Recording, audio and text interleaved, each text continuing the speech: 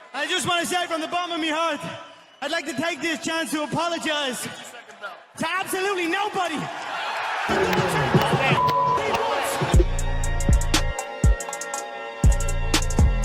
Oh, Great American Pillow Fight coming at you.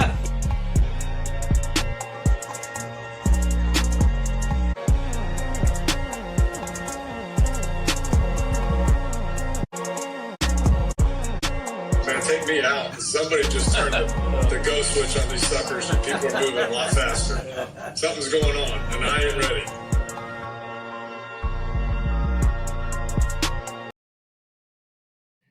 We would like to take this time to thank one of our corporate sponsors, Louisiana Downs Casino and Racetrack. Since 1974, Louisiana Downs has been the premier racetrack in all of America and continues to showcase the best horse racing has to offer. From quarter horse racing in January to thoroughbred racing in May, Louisiana Downs is where excitement is always at the finish line. On behalf of Jumping Off Sides, we'd like to thank our presenting sponsors, Rubber Boot Crawfish Company. With 2 locations to serve you on Uri Drive and Mansfield Road, don't forget to ask about the 5-pound box special. Tell them Jumping Off Sides sent you.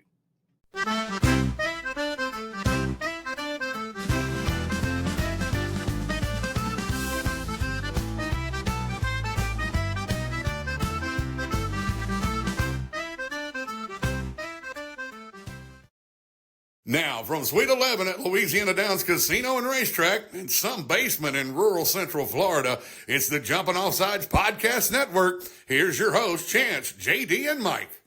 All right, ladies and gentlemen, Jumping Off Sides episode, Tony Dorsett and Eric Durrett tonight. Episode 33 for us. Jumping Off Sides, Mike Pearson, JD Lyles, our hosts of the regular season, my guys that are always here. Aaron Walker, 82's in the house. Say hello, Aaron. What's up? What's up? How was everybody doing? Then we've got number 26, the man that covers 25% of the earth, Tilo. Todd Johnson's in the house. Good to see you, my friend. And then we've got number 9, or is it number 7?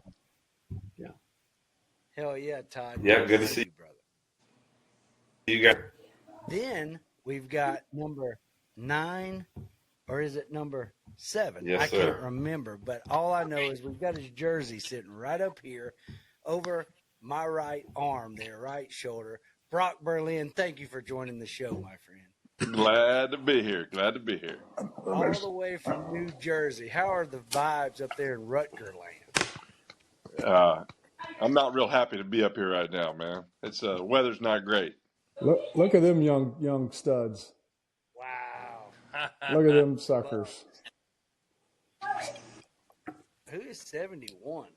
That's that big, Yeah, big, buddy. big hoss. That's There who you go. Mike Pearson. Good shot, Keith. Got jokes. Hey, I got Tilo and A-Walk and Brock for that. I don't need you two. Oh, we're here to pile on. We're the dog pilers here. You better. So, boys, we wanted to have you guys come on tonight to just shed some light on maybe some stories and maybe some of the finer details of pranks and shenanigans and all things in between. And Zedalis didn't really recall the incident. I'll call it the incident at the Orange Bowl, our last game together. So, Brock, if you'll maybe set it up, and then Todd can give us kind of the highlights, but give us a little taste of you and Todd's shenanigans and some of those things that y'all would partake in. Well, it was a long going with Zedalis that he would try some things on me and Todd and I'd have to just put him in his place. And we went down to the Orange Bowl when we were playing against Maryland, and the fun really began with Zedalis. Todd, do you remember exactly how it began with him on that trip? What started it off?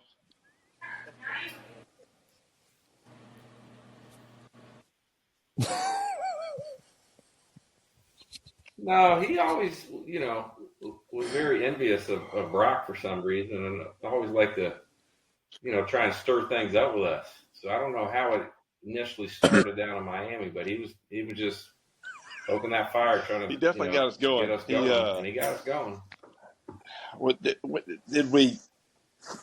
Did it start by taking his clothes, the clothes, his bag that he brought? I think that was the beginning. Was that it? We took his bag.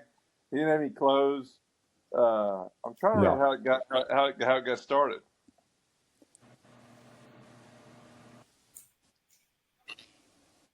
Oh, that's right.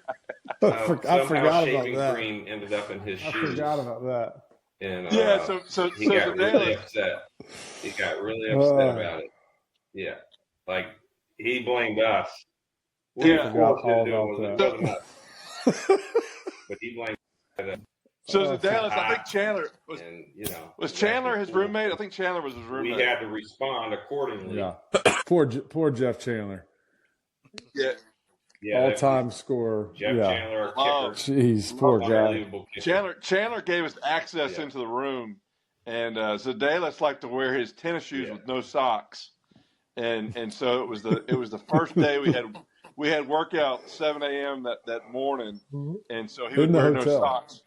Well, we decided to go in with some Gillette shaving cream, and we filled the end of those toes up with shaving cream. And so he wakes up early, whatever that Tuesday morning or whatever it was, and first thing he does is slip them shoes on.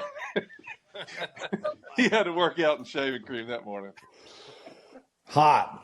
So AWOC, if you wouldn't mind, AWOC being my buddy, AWOC's the guy that got me ready for a game. We'd run out, we'd split the goalposts, and he'd hit me as hard as he could, and chipped my tooth one game. He busted my chin strap buckle.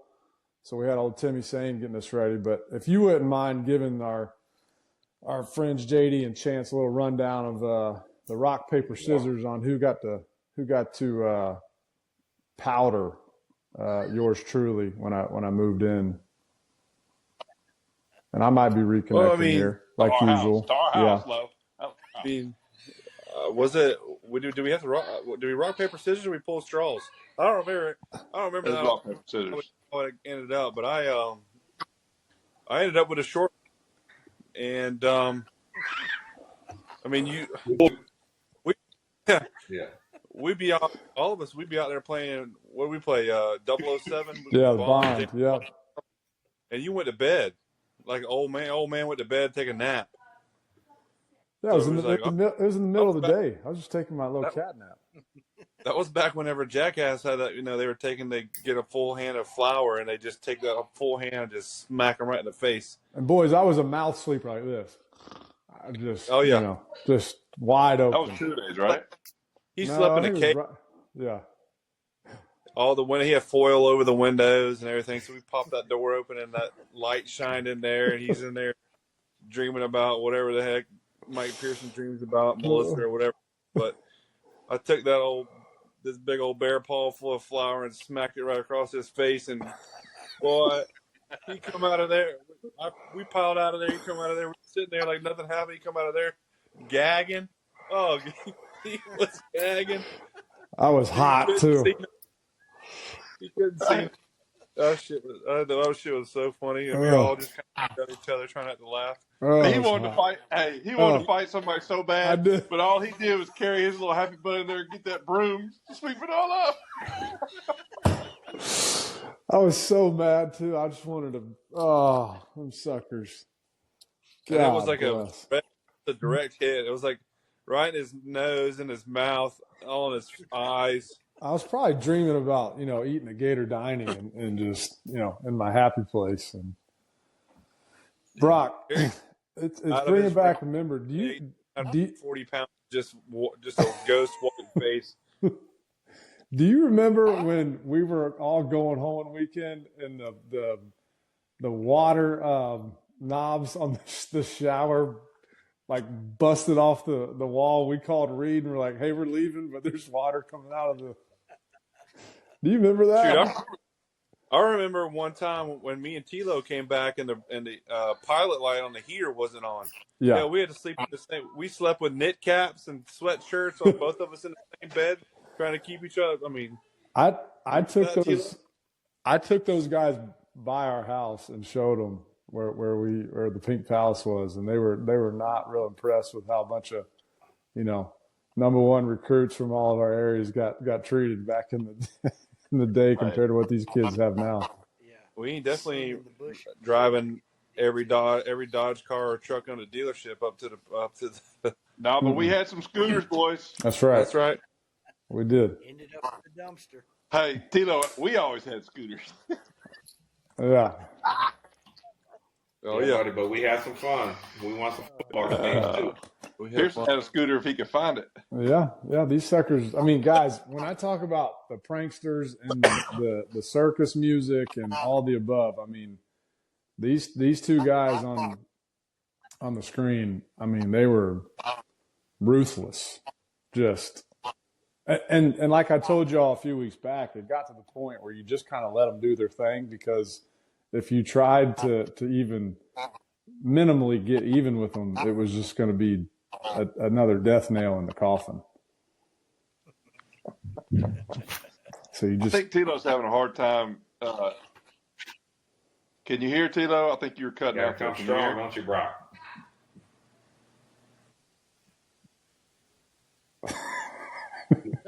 Hey, maybe we found somebody with worse internet than old Mikey P. But it's all good. It probably is. It probably is. Pearson's slow internet just dragging us all down. It does. Just dragging everybody down. So tell me, we hear a lot from Pearson, and we know everybody has a Coach Spurrier story and then an impression, but I want to hear some good Spurrier stories about the three of y'all when y'all were down there too. Some good stuff. I know I've heard Brock talk about the Vanderbilt game and the cover two and all that, and hitting the Vandy linebacker right in the chest, which I know you're so good at doing, but anyway. It's not my fault. Your fault. Yeah. I remember whenever he had me say a prayer before one of those games. Boy, I mean, it was one of those deals where everybody was sitting on their hands, looking around the room. Yeah, pregame meal. So he got pregame meal. I don't remember, was it a day game? And I said, watch over us, keep us safe when we play tomorrow night or whatever. And then I said, or whatever. And that joker come up. Well, AWOC don't know when we're playing. We're playing in the day. We're playing at night, AWOC or whatever it was. Don't you know when we're playing? We don't play at night tomorrow. We play in the afternoon. Don't you know that? Needless to say, that was the last time I did the prayer. Hey, AWOC was already sweating bullets having to say the prayer just in itself, and then he dogs him out for everybody. Hey, how about we always went to go see a movie before before every game on Friday nights, and I forgot the movie, but it was the one where they were talking about salute the flag, and it was all about saluting the American flag, and that was a big thing for us back in the day. We always had an American flag out, and we were saluting the flag, and so we got done. We were kind of fired up after that movie, and we go in the bathroom, and me and Todd and AWOC are sitting there. We're at the urinals, all peeing right there, and there's some stalls on the other side, and so I kind of look over there at Todd, and I said, salute the flag. And he kind of gave me one of these, like, yeah. And I said to AWOC, salute the flag. And AWOC starts giving me one of these. Looking at me like this. And then all you hear this, who is that? Who's that saying salute the flag? Spurrier was in the stall. And boy, we all went piling out.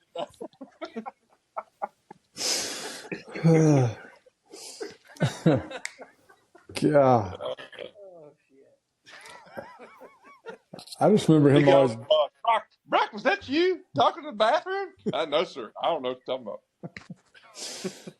You always get on Speronis' ass about, I'm not going to let Jamie pick any movies next week. He's terrible this week.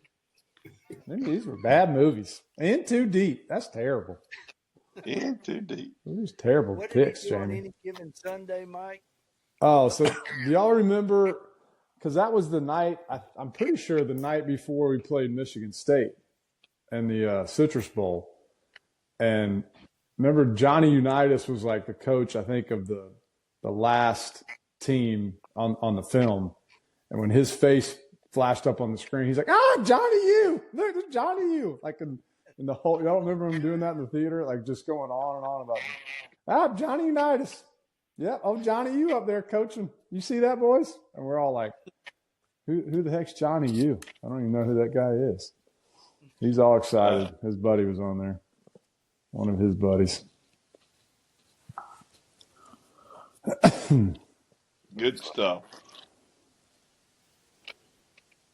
So we had a pretty good story recently when it came to Sarasota to talk.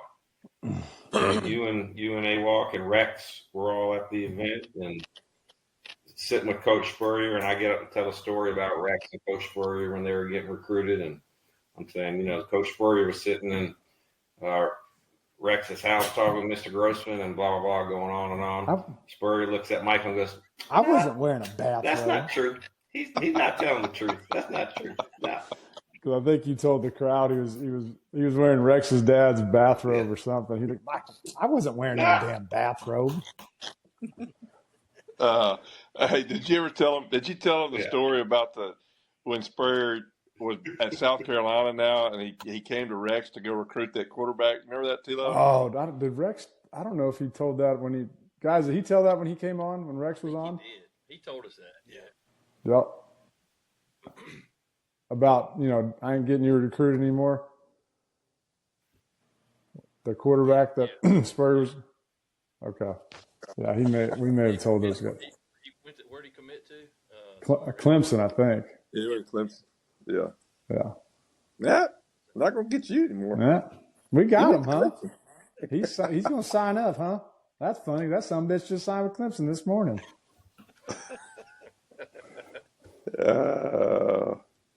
That guy. He's beautiful. Well, Chance, let's pick these boys' brains on NIL and Florida football and Billy Napier and all the above, and we'll even throw some Miami stuff in there for Brock to make sure he doesn't feel left out. No, I'm not left out. I'm good. Towel and go home or anything like that. So we'll keep him in the loop for sure. Pop-Tart Bowl brought to you by Kellogg's. But no, like we got our thoughts. Like it was like week 3 or 4, and the UNLV quarterback and the UNLV quarterback bailed on his team, and so I took a different stance on it. And Mike is for the players, and I get that. I was kind of more on the team and all that kind of stuff, and then to see what UNLV's done throughout the year, just playing hard and winning, I'm all for that. But I want to take you guys' stance on it and what you think about the NIL, the team versus the one man, because we all know that you should get paid. I mean, gosh, I've heard Mike tell stories about y'all living in the home and whatever you get goes straight to rent to make it, So I understand all that. So I want to get your take on NIL. I want to get it on the portal. I personally think the portal's wrecking the game. I'm all for the NIL. But I want to, and Brock and I have talked about this a year or so ago, about our thoughts on it. I want to get everybody's thoughts on the panel about what you think and how it's going.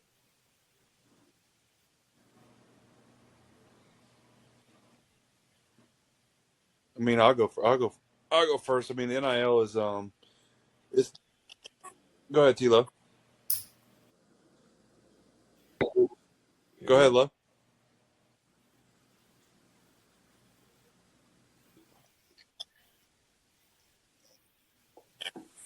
I mean, I think we're on the same page as you, Chance. NIL is great. We want these kids and these players to get paid as much as they can, but there's got to be some kind of commitment, and there's got to be some kind of contract when you're have that much money involved. Otherwise, number one, what are you teaching them? Number two, you're going to have kids jumping every single year, whether they're starting, whether it's not a good situation or a bad situation for them. And that'll make it fun for the fans, for the coaches, for the team, really for anybody, in my opinion. There's just too much uncertainty year in and year out. There's a kid, TJ Finley, that started out at LSU, I believe, and he's in his 6th year, and he's about to transfer again. And I just think that waters the game down so much. I'm all for, let's make it a one portal, like a one transfer rule, whatever. Yeah.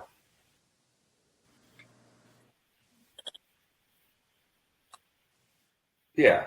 You got to have some rules. You either got to sit out a year, or you have, 1 or 2 times that you can transfer. But also what it does is it negatively affects high school recruiting. Now, these high school kids, a lot that would have a place to go on and play, they really struggle, to find places. Now, the big time 3, 4, 5-star guys, they all have places to go. But a lot of the other kids really struggle for the opportunity to go on and play somewhere. So it really makes it difficult from a high school recruiting effort as well. Because I've dealing with Sonny Cumbie here at Louisiana Tech. One of the things I tell some of his assistant coaches and stuff, like, go after these guys that are higher profile guys and tell them, this is your place. Come here and show out this first year, and then get the money, and then get your flowers when you go to a Miami or Florida or elsewhere, Bama. Like Tech has to be used like a junior college used to be. That's the way I think this has changed the landscape, and I I'm all for that. So I think we have to change your recruiting more than anything with these high school kids. What do y'all think? Yeah, I agree with Todd as far as the accountability goes for the NIL. There's got to be, we're paying, these kids are getting paid a lot of money, so they need to be accountable to the program that they're committing to. A 2-year contract or whatever the case may be. And like you said, with the portal, it's become just a scapegoat for all of those guys who don't want to work for positions. Yeah. And I understand it's, it seems like most of these guys these big name guys that are in the portal now are going from one to another just to get a payday. So without the accountability, like Todd said, what are we teaching these guys? Shoot, when we got to Florida, we were playing behind people. Then we knew it. Once we stepped on that field, we earned that spot. So I think that's a big thing for me is, earning something is, feels a whole lot better and teaches you a whole lot more rather than somebody just giving it to you. So, like Todd, with recruiting with these high school kids. We had a kid at Astronaut that was a basketball player back when Mike White was at Florida as a head coach. Sorry about that. When Mike White was at Florida as a head coach, and he's like, this kid would fit in great with us, but we're going to shop the portal for kids that are a little more polished. So we ended up having to go to a smaller junior college and then go. He's at Texas A&M now. So, but yeah, I think it's hard for those, 3 stars and lower to really get an opportunity to show that, those guys, those are the 75% of your team that's getting the job done. For the 4 or 5 stars are the only ones you're hearing about, but those 3-star guys, those are the backbone of your team. So guys, I posed this question, I don't know, 5-6 weeks ago. What are y'all's opinions, and walk me through how I'm agreeing on some sort of contractual obligation or attachment to that money they're giving the kids. But I said this to the Florida Victorious crew a year and a half ago and posed it to these guys, like I said, a couple weeks back. How do we control the kids when the coaching staff and the head coaches won't kind of live by the same creed that they're asking the players to live by, i.e., like the scenario I gave at the meeting was, Coach, you could walk out of here, University X could call your agent, say, hey, we want to pay you double what you're getting in Florida.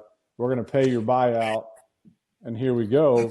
And so these kids, which I'm a believer of, they're not smart enough to come up with things on their own. They just copy what the adults do. So what are y'all's opinions on the coaches having some sort of agreement, or I don't want to say penalty, because at the end of the day, they're all trying to make as much money as they can for their family and for their careers. But again, the kids are pretty much just mirroring what they're seeing the adults do, I think.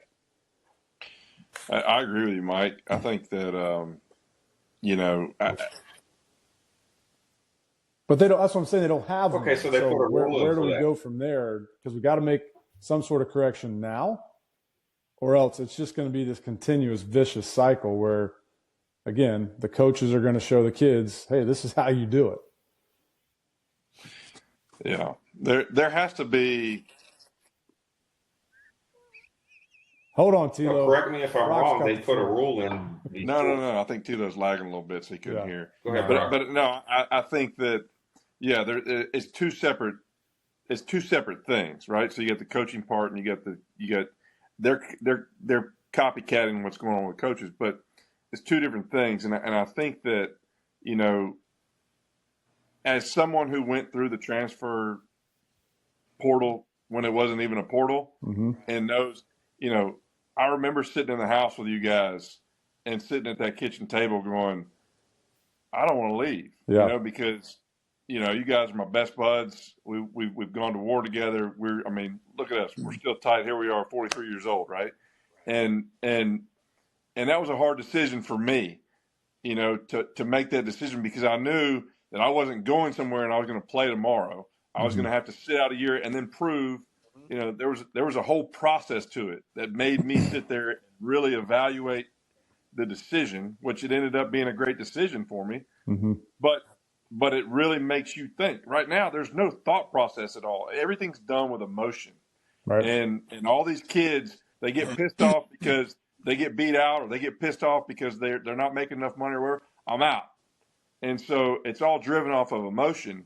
And so when you put something into place that is there to make them go, hold on a second, before I make this decision, like you said, maybe it goes back to the place where they have to sit out a year, or they can only do it once, or whatever that may be.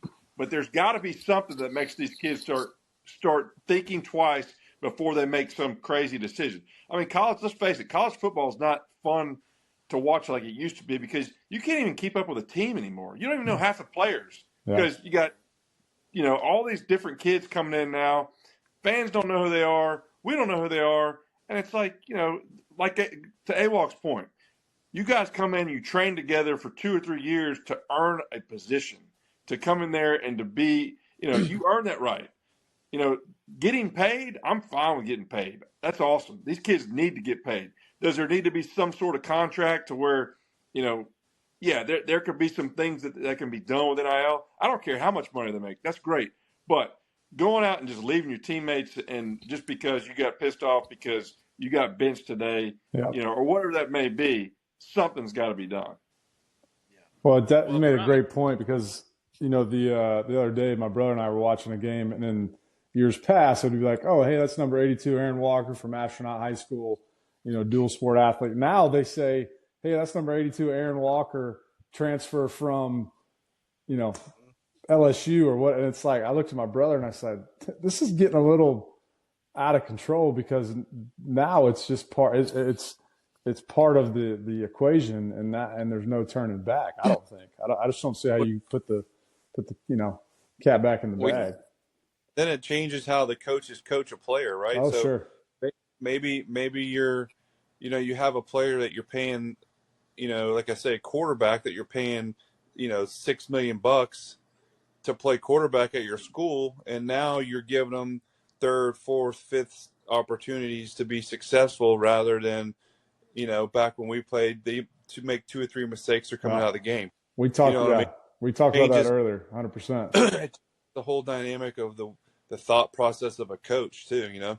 Well, and the sad thing for these coaches too is when the season's over, they're having to go recruit their own kids in their own meeting room. Yeah. It's like, hey, I've coached you all year long. Now I got to recruit you just to stay. Yeah. Like they should be hitting the road trying to make the team better, you know, in different areas, but they're having to worry about their room before they can go do anything else. Well, and that's one thing that I looked at too. Like LSU's 22 recruiting class, they had 26 signees, and 15 of the 26 have transferred out. Mm-hmm. I mean, that's crazy. Yeah, they're gone are the days where if you come in like guys like us, where you come in with 20 to 24 of your high school buddies, That is crazy. and when you turn around 4 years later, at least when we were there, you may have lost, let's say, 15% of your incoming class from either grades or opportunities elsewhere, et cetera. But for the most part, you would graduate, with 75 to 80% of the class you came in with, or at least have been there 4 years. It's definitely not that way anymore. I mean, with the portal, with the, transfers, et cetera. And I think to Brock's point, he made a great point that I didn't really kind of initially think about is there are instances and opportunities where you're getting a new opportunity, fresh start. But for those, I don't say few and far between, but it's strictly, at least from my chair, what I see is strictly based on Travis Etienne is a great example, or Trevor. I always mix who is who, but he went into a bidding war with UF, and we finally just said, look, we're not gonna go tit for tat. If they're gonna give you a penny more, then to go. And that's just where these kids are looking now. And I hate it for them because I just don't think they're getting a college experience that's truly, what we all had. That's for sure. Waters down the rivalries too. Yeah. Well, to Brock's point, I mean, who's playing? Who's on first? Who's the QB at LSU this week or next week versus that kid's been there for 3 or 4 years. Yeah, and I think you need to go back to sitting out a year. I think that would fix a lot of this. Listen, there is some upside.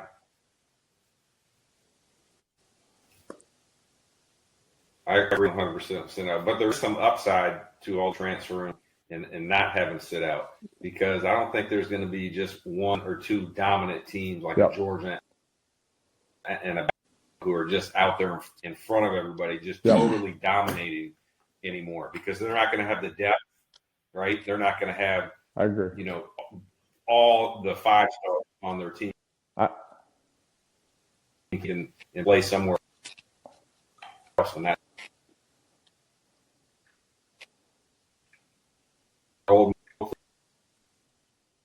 I agree. No, it's definitely it's gonna create parity. Much closer to. I mean, you've seen it this year, especially in the SEC. I mean, there's not the runaway Georgia or Alabama freight train. I mean, we've talked about it a lot. There's not too many people that would want to face South Carolina in the playoff right now.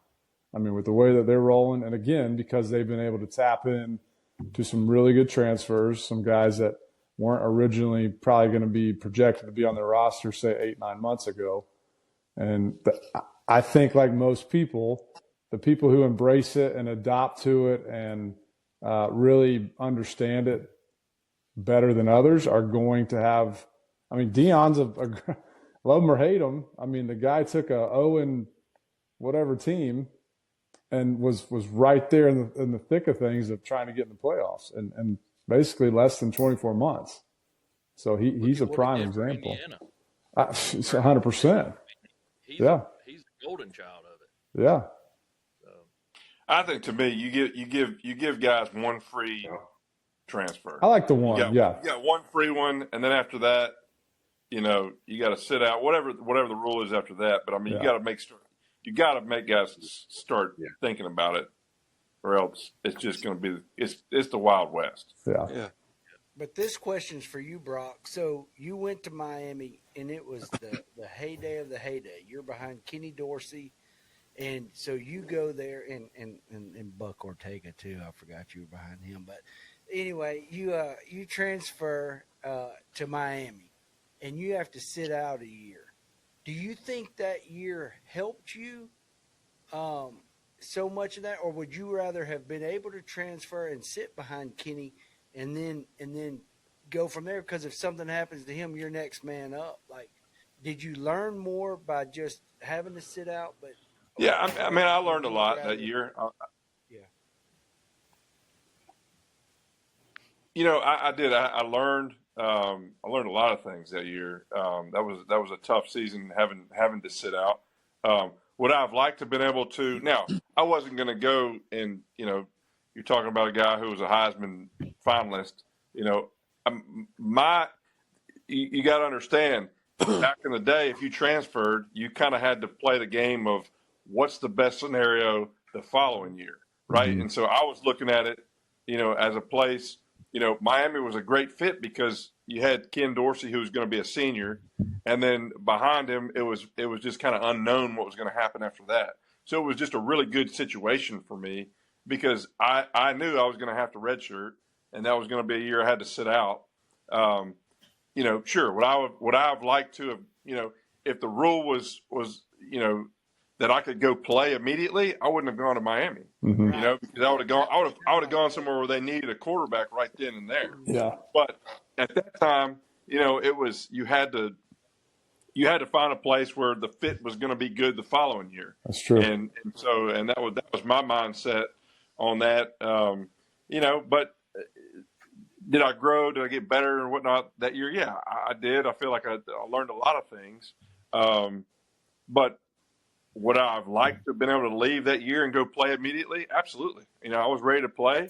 But that was the rule. And that rule makes you think very hard before you make the decision. You know, I gave it great thought of staying at the University of Florida. And you know, it was one of those things, is Rex going to go early? You know, and Rex and I had that conversation and we talked about it. And he's like, look, man, you know, there's a good chance I'd probably leave early. But there's also a chance that I have a bad year and I'm not going to go, right. You know? And so, you know, after having that conversation with Rex, you know, I felt good about my decision that I've got to go somewhere where I know I have an opportunity to play, you know, for 2 years. And that was my goal. No, you made the right choice. I can't recall, but when you were transferring, did they have the rule where you couldn't go in conference? I don't, or did the coach have to let you out? I don't remember. The coach had to, Tilo, I think Tilo might have the letter. Tilo, you got the letter still? Yeah. The one he called me in his office, you know, and you know, I called to set it up to have the meeting with him. And I went in there, I was all nervous to talk to him. And I walk into his office, he's like, I know why you're here. I know. You want to go. I know. And he was great. He's like, he told me, he's like, look, I'm gonna let you go anywhere you want. You go anywhere. I'm not gonna stop you. I don't care. Now, you know, I don't want you to go somewhere and play against us, but if you want to, that'd be okay. You know, and I remember he didn't say anything after that until the rumors started coming out about Miami. And he's like, "You're going to Miami? You want to be a Hurricane?" I was like, "Coach, I don't know. I don't know where I'm going. I don't know." But no, there was a rule. I can't remember exactly what it was, but if the coach gave you permission, you could go anywhere. It was based on his decision, though. Got it. Yeah, because I recall. I mean, you had to do some kind of clandestine little trips, as I remember, right? Kind of under the radar and meeting with some folks, right? Yeah, I went and met Dan Werner, my quarterback coach, who ended up being the offense coordinator at a Denny's in Ocala. Yeah. We drew plays on napkins for like 4 hours. That's awesome. So, Brock, whenever we came down to the Florida LSU game, we were hanging out with Rex. And so after the game, you know, he was Mr. Two Bits or whatever, and we were at the where you at, Mike? We were at the swamp. Yeah. The new swamp. Yeah. The new swamp.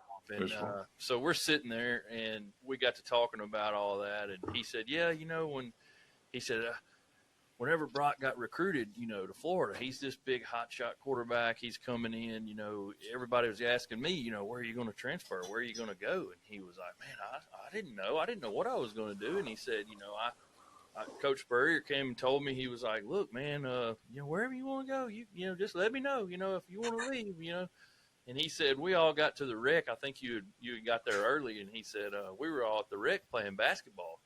And he said, y'all were playing basketball? And he said, look, I watched Berlin shoot a basketball. And he said, oh, hell no, I'm not transferring. I couldn't shoot a basketball, that's for sure. I'm from Indiana. We play basketball up there. That's funny. Tilo, this next question's for you. After seeing those highlights of you today and everything, getting to watch you play safety, and obviously you were a ball hawk. I mean, if the ball was anywhere in your vicinity, it was getting intercepted. And then watching the pump blocks, I mean, you had a nose for the ball. But as far as being a hitter, how much would your game have to change today? Because I actually watched a lot of those. No. I watched a lot, and I think you would still be good in today's game, even with the way you played then. Like, you were a heavy hitter, but you actually did it the right way. I felt like you tackled good, and it's going to go back to my point. You don't? So,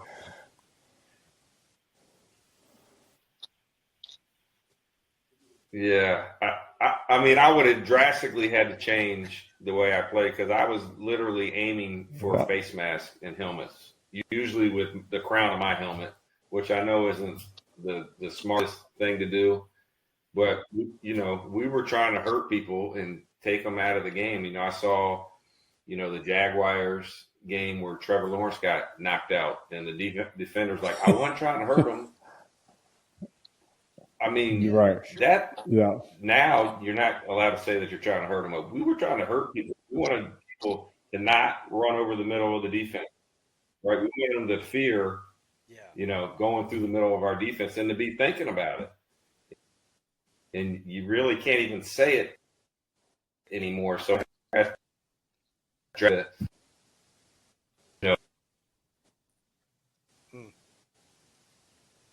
because late.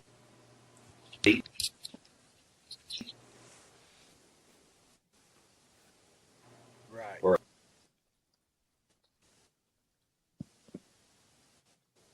second late get to the ball instead of an turn into. Mike and I talked last year, and we went in depth. And one of the things that I told him, I said, these kids don't know the fundamentals of football anymore. One of the things that I saw the most prevalent, like in my kids wanting to play ball, and like Brock, I've seen him coach his kids up and all that, and I'm all for that because he knows how to coach the game. Like what I've said is my kid's not going to play if somebody's uncle's out there telling them how to do NFL crunch course where they're just hitting with the shoulders and all that. I told Mike last year, these guys don't know how to wrap up and tackle anymore. They don't even know what the right foot to go after in the circumstance. They have no idea. And I feel like that's one of the things that Coach Will Harris has done this year for the Florida Gators is they've kind of gone back to the basics, to the 101s, to remedial, to learn how to play football. What are y'all's thoughts on that? I want to hear all three of y'all. Well, I know when I was talking to Todd early on, when I got back into coaching, and I asked him, because I always recall, hey, head across, ball, covering, and he said, no, they don't. They teach more of the near hip, near shoulder now. I think one, because it does kind of cut down on kind of those head and neck injuries, but then also the game now is so prevalent on getting the ball out and poking out and punching from behind. So, I mean, I think the fundamentals as we know them or we used to know them have significantly changed a little bit too in that regard, just from hand placement, where the ball's at, where you're tackling. And it's all really predicated, I think, a lot on trying to create turnovers versus just knocking a guy out, which, in and of itself has led to the game being a little safer. I think because of those changes, there's probably been some more leg injuries now than in the past. So it's like, is it better off for a guy to tear his leg or his ankle up versus getting his head knocked off? I don't know which the better route. I mean, long term, probably better to just tear your knee up and have a limp versus, getting your brain kind of squished up like that kid did on that last hit of the Georgia-Texas game. Good Lord. That was one of those old school just Todd Johnson laying the wood, and I hope you think twice about running up in here again like that. Golly, that hit was awesome. And I don't want the Georgia kid to get hurt at all. Nobody does, but just that was like that.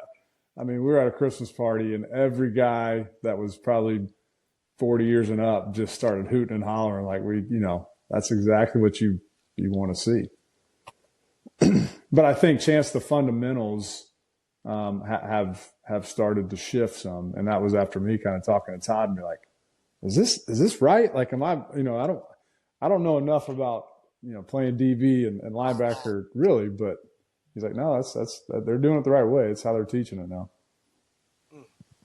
So let's get to talking about like the conference championship games, the playoffs. How do y'all feel about, number one, Bama being left out? I was looking at a stat today where they showed Bama being favored against like 5 of the teams in the CFP.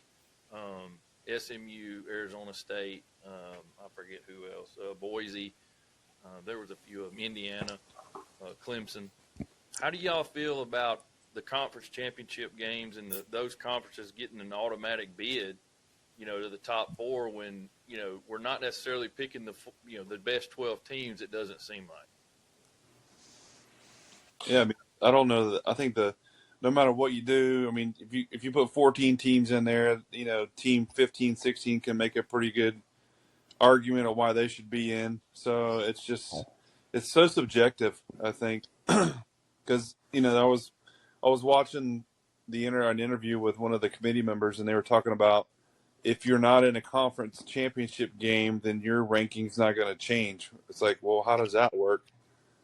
I mean, it's almost like it's almost like the teams that are in the conference championship game are penalized for losing their championship game. Mm-hmm. It's like, why would you want to, if you're a team in the top 6 or 7 and you have 2 losses, why would you want to play in your championship game, have a chance to be a 3-loss team and be out of the playoffs when you just don't play the game and you're going to be in? Yeah. It's just kind of, it's so, like I said, it's so subjective that, I mean, you look at a team like Army who wins the American Conference, and then they're 11-1, or whatever they are, 10-1, 11-1, whatever they are, and they're not even talked about. Right.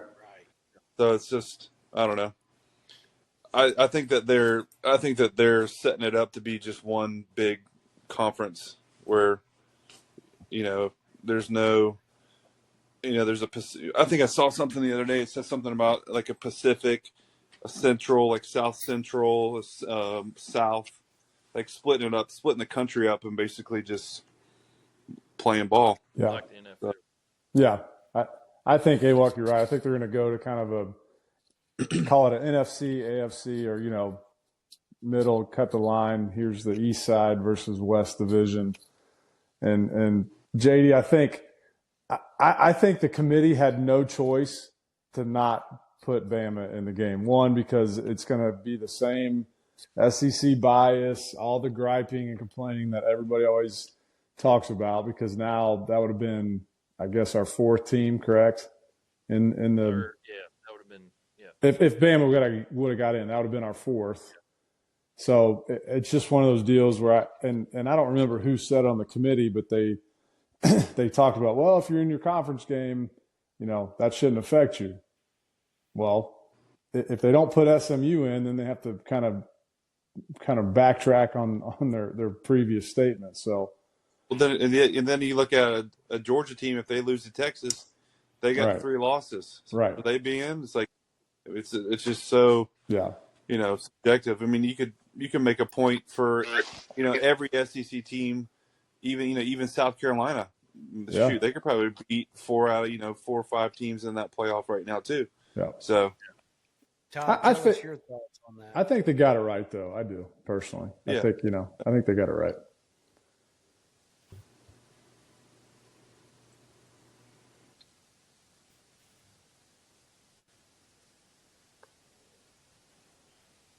Yeah, I think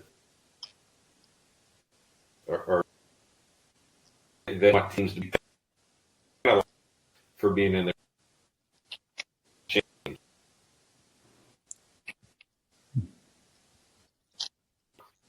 We don't want teams to not play in those games or not show up, right? So if they're going to have those championship games, my opinion is that's the way they have to do it. They have to have those, hold them very high in value and not penalize you if you end up losing.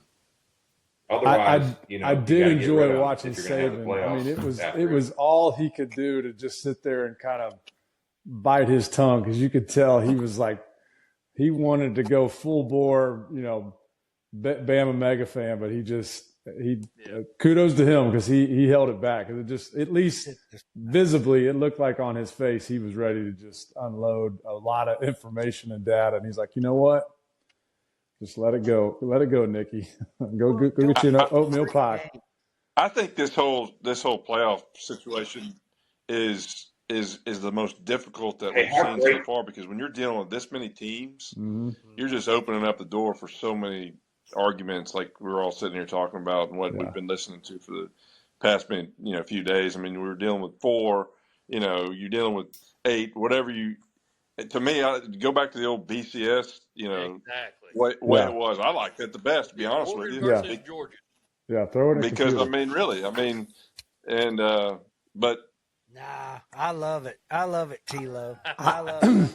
Well, we talked about it because Roy Kramer was the the true inventor of all this, and he got exactly what he hoped out of it. With just went from the conference championship game with the SEC when nobody else was doing it, to then spearheading the BCS.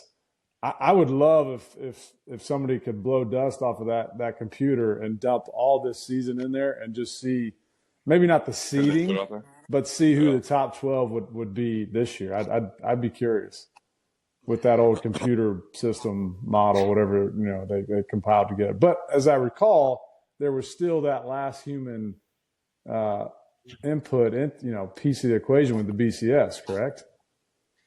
Well, I tell you this, like, you have to go at it now. Hey, there's style points. Beat the hell out of everybody you play. And then tell them, hey, if you beat my ass next year, that's the way it goes. Yeah. Like, I'm run it up. Like, let's do that. Like, that's exactly what Franklin said about the Maryland Penn State game.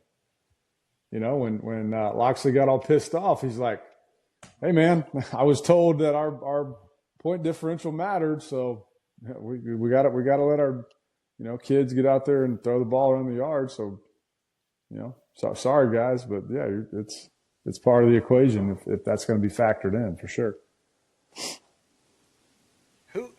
Go ahead, Todd. Yeah, so it's not perfect, right?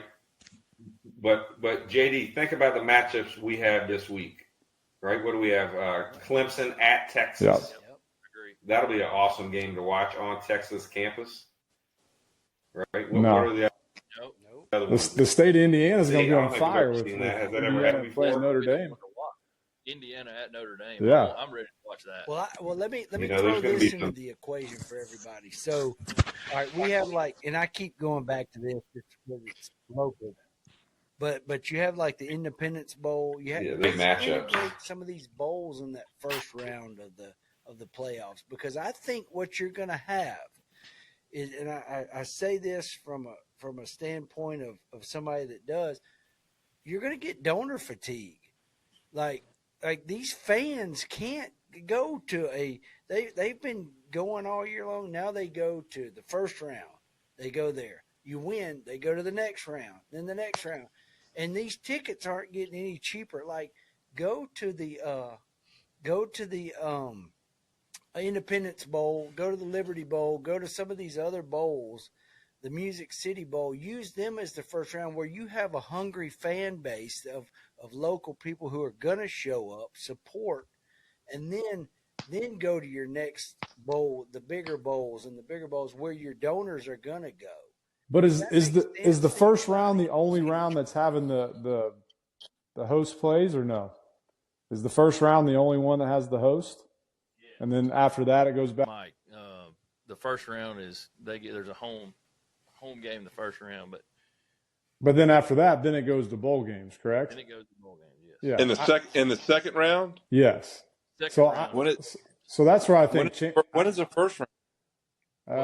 The 20. It's not this weekend. It's next weekend. Following weekend. Yeah, it's the 21st, I believe. The first round is this weekend or next weekend? It's in 2 weeks. I think it's just Army Navy this weekend. Yeah, Army Navy this, and then they'll do that first round of playoffs next. That is too busy. But no, Chance, I disagree. I think it's great that now these teams, can get a playoff atmosphere that they've never gotten before. And to your point, now I think the bowls kind of have gotten, rejuvenated because kids are probably not going to opt out as much. There's going to be some, I guarantee, some contractual obligations. To your point, not true. I just don't. Larry Wilson that transferred to Arizona State just hit the portal. Done. I didn't say there weren't going to be any. I didn't say any. I'm saying contractually, these kids are going to miss out on wads of cash that are going to make them play in these games. Watch.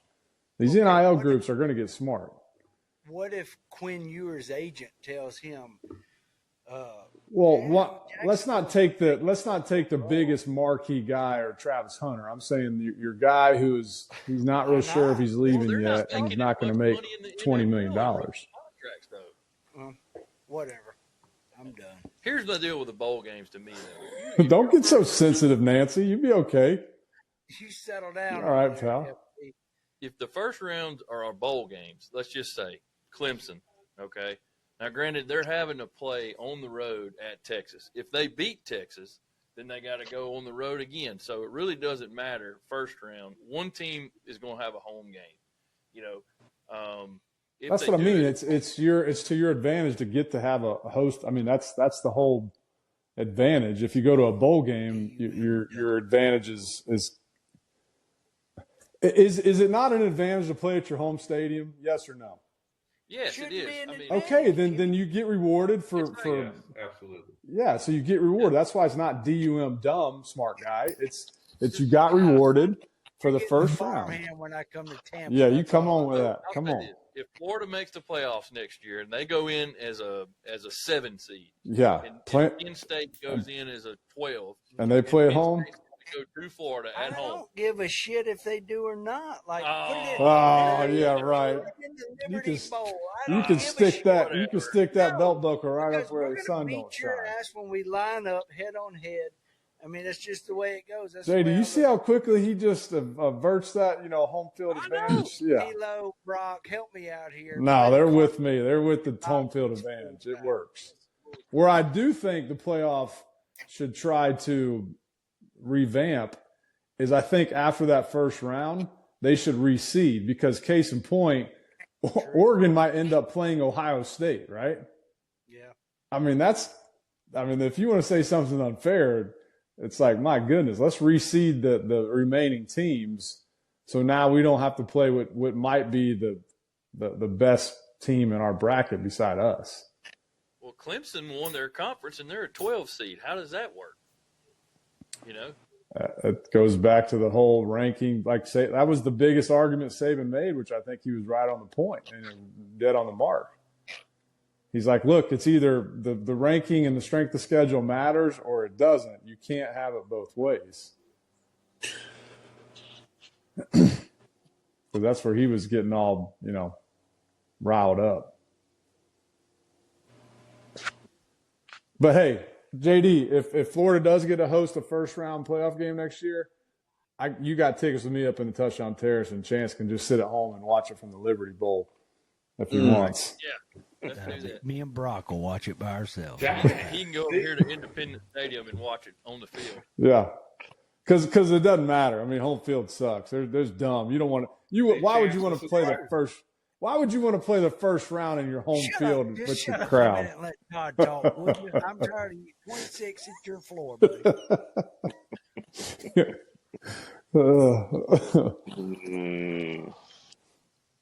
Oh man. All right, let's get back to these pranks. We got to get back to the pranks. I gotta hear more about that. Speaking of that, did y'all see AJ McCarron talking about whenever the kicker for Bama missed a kick six, and he got back the next week to practice, and somebody had shit in his cleat? Oof. Did y'all see that? No, but That's a fighting prank right there. Yeah, we had Chandler. We didn't miss no kicks at our no, place. that's right. We had Jeffrey Chandler. No, the best. Hold a lot of grudges to the other kicker that missed at Tennessee, though. That's fact.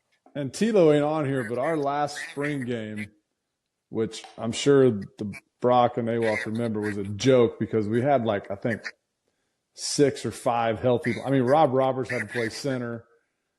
I mean, we had to do freaking arena football. That was a seven-man game, huh? Yeah, so, I mean, I tried my best to talk Coach Spurrier out of why don't we just do a scrimmage and, this looks like a joke. But anyhow, so Todd and I came up with this scheme where we were going to try to have a fake fight and get this, melee going on the field and get Spurrier to kick us all off the field. And that sucker would never do it. I mean, he's he's Captain Prank and Captain, I couldn't, because I'd keep looking at him and winking and come on. And because what I wanted him to do is on an extra point or field goal, just come and not really ear hole me, but give me a pretty good shot. And then we'd start scrapping and the sucker never would do it. So. No, he wasn't going to do nothing on the field. He was all business on the field. Yeah, he was. But when Brock and Tito started doing you would start sweating because you're like, oh God, something just happened or something's about to happen. Yeah, them jokers would do that. Them jokers would do that stuff on campus, and your head had to be on a swivel. Yeah, just looking where one of those guys are at.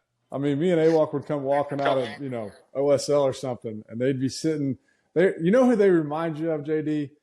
Remember on Grease when they had the biker, the Thunderbirds, and those dudes wearing their leather jackets. Well, Tilo and Brock would be just sitting over, on their scooters, across the way, and you'd come walking out, and they'd start doing that stupid song, and then you start looking for your scooter, and you're like, God dang, I can't. Where do they put this thing? And it was all you almost wanted to just, but you're like, you know what? Try to play it off. Just try to act because the minute they knew they had a little bit on you, it's just gonna a little bit more. Once they knew they were under your skin, boy. Hey, the one time that Mike flipped out on us was one time. I told him. Y'all shot me. Me and Tilo would start shooting each other with BB guns. That was kind of our thing. We'd shoot each other, and so we were sitting in the living room one day, and Todd's looking at me. I told him looking about at it. him and he's holding that BB gun. And Pearson said, "If you shoot me, I'm coming after you." And I came to Todd, I was like. Sure enough, he shot him. Pearson came busting out of that chair, jumped on Todd. I had to jump on Pearson, grab him by the neck. Remember me and Todd? Brock, tell them jokers did that same because we were all together in St. Louis for the Rams. Oh, I'm still jealous of that. I'm still jealous of the fact they got to play in the NFL together. Brock and Todd would shoot each other with those little soft pellet guns, and one of them, I can't remember which one, or the Todd or Brock, he came in and one of them shot him in the damn eye, right here in the eye. Then the next thing I know, these jokers have got big old science goggles running around the house with the damn science. So we had some wars. Brock, that's like when Zedela showed up at the house. We pegged him with eggs. Egged him. So Zedalis was telling telling the viewers, Hey, I think 2 weeks ago when y'all fish hooked them in the car. Oof. Oh yeah. They used to get him. They used to get him when he was sitting in that recliner too. They come around there from that. That was bad. Right. Tilo, I forgot about that. Tilo messed his finger up against Florida State, and his finger's like he looks like a hook. Oh. And he came off the field. And he told the trainer, he said, "Just cut it off. Cut it off." I said, "Cut it off, man! You need that finger. What are you talking about? Go sit down." JD, this thing was nasty. And he'd fish hook everybody. He'd get you that fish hook, and he'd come in and get you. But one about AWOC though that was so funny. We went, and Todd and I went down to Subway to get sandwiches one day for lunch. We're sitting. Aaron, would you like for us to get you a sandwich? He's like, "Oh yeah, that's real nice, of you guys." These suckers come back and they're giggling like cute little schoolgirls coming back. Like, who are you going to taste it? Are you hungry? Everyone's going to have a bite. Hey, we had the lady at Subway carve out like a hole in the bread at the bottom, and we stuffed that bread with like 100 jalapenos, and we melted that cheese on top of it, and we put it on. We put it on the table. AWOC was so hungry. He came in there. He smashed that sandwich on the table with his fist. Oh gosh, Todd and I, we bailed out of there quick, son. JD, if I didn't tell you, AWOC's nickname. You put a half a pepper shaker of pepper in that son bitch too. AWOC's nickname, we called AWOC Debo, because you don't want to mess with Debo. Hide your chains. Yeah, you don't mess with Debo. No, we messed with AWOC till it was time to stop messing with AWOC. Debo, they're going to kill somebody. Well, I mean, I was also the bill collector in the house too. I'm going to bills, so I was like, "Hey, it's time. You got money. It's time to give me your money." Yeah. Take it over, Reed. What about y'all stealing Zadelis' clothes at Mike's wedding? Oh yeah, you remember that, Brock? When y'all took his, I didn't hear it. No, I was telling the guys how y'all hit his pants and his shoes at my wedding, and he was, I mean, going nuts, and he's cussing up a storm in the choir room, like right off the church. And my dad pops in there. My dad's like, "Guys, I can hear every curse word you guys are saying out there." I forgot about that, but then I think. Y'all gave him his pants like as we were starting to walk out. I mean, he was going nuts because forgot about it too. Hey, so we were down there in Miami at that bowl game, and we took his clothes, and so we put the clothes in our room, and so Zadelis, gets all upset and mad, and so he comes down there and he's banging on the door. "I know y'all got my clothes." And we're like, "No, we don't have your clothes." He's banging. I think he's going to beat the door down. And, "Got my clothes." And we said, "All right, we got your clothes, but you're angry right now. Need you to back up and stand against the wall." He said, "Okay." Put your hands behind your back. Stands against the wall. We had a tub of ice water, man. Todd opens that door. I come out and just whacks him with his ice water, man. Just, son, we shut that door. I thought the hinges were going to come off, man. Oh my gosh. Zadelis he was a butt in a lot of jokes. Oh, he was. He just, God, there's some we need. Went down to, what was it, Tampa? And we put onions in his bed. Yeah. And the girl he was with was allergic to onions, and we come in there the next day, and he had pulled the mattress out of the bedroom and put it on the balcony. Yeah. And they were sleeping on the balcony. Oh my God! Zadelis is 1 in a million. It was 1 in 10 million. He told us last week. I don't remember that. Yeah. Every time he's like, I don't recall that. I don't recall that. He was one of the funnest teammates to have. Oh my gosh.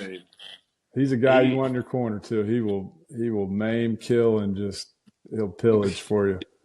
Right. Between that, remember you used to keep them bees in our freezer too? Oh yeah, we told the audience about how we went over to his mom's house. She had hurt her ankle, and I was like, "Hey, quick question. Do you know if your mom's allergic to these or not?" Wow. I mean, she's got my genetics, or I have her genetics, so she can't be allergic. I'm like, okay. And he stung her 3 times in our ankle. We leave, and an hour later, we get a phone call. She's at the emergency room at the hospital Allergic to it. because her whole leg is swelled up like 3 times as big. That dude is the best. He's awesome. Well, boys, we greatly appreciate you coming on. This is stuff that I think, the fans love hearing, just our shenanigans and your times and your perspectives. So we're very appreciative of you taking some time, and we'll definitely keep you guys on the speed dial to have you back on again. Well, before Good we stuff. do, though, Thanks for let's having do us. this. Yeah, thanks for having me, man. I appreciate it. Army Navy. Army's favorite 6.5 over under. That's easy for me. I gotta go with Double D. Coach Daryl Dixon. He's at Army. I'm all in with Army this week. Army all day. Army all day, and that's McLean is hoping that's his number one choice if it works out. So my oldest is definitely pulling for the cadets. Army beat Navy. And as we say each and every week, this is episode 33. We're going to wrap it up with what? Strive for perfection. And what, Mike? I can't remember. Oh, fuck. It's settle for excellence. Strive for perfection, settle for excellence. Gentlemen, thank you for joining. Go Gators, go Canes. Let's do it.